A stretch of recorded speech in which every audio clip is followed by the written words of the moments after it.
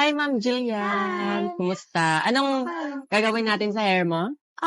Gusto ko sana magpa-basic hair color lang kasi gusto ko ipa-dark na yung hair ko.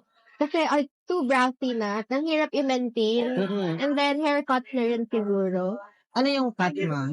Okay ba butterfly cut dito? Hindi naman, kasi yung hair mo is thin. Mm-mm. So, parang hindi siya masyadong kaayat. Pero okay lang sa'yo kung mga soft layer.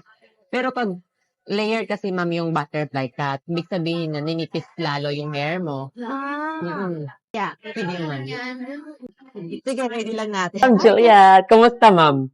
Mas gusto ko yung color na to and yung haircut. Mas gumaan yung feeling. Very satisfied. Pantay na siya, ma'am. Oo nga. Diba? From top to bottom. At least di na siya brassy. Like Mm-mm. kanina. Kasi ano yan, medyo ashy yung nilagay ko, kaya nag-neutralize yung pagka-orange ng hair mo. Ayan. Bumagay naman sa skin tone mo. Puti ka kasi.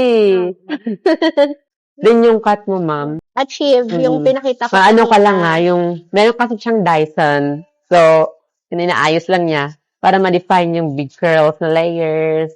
Happy ka naman, madam. Very happy. Very satisfied. Thank you, Ma'am Thank Jillian, you. ha? Thank I'll you come so back again soon. Yeah, see you soon again, Ma'am Thank you. Jillian. Thank you.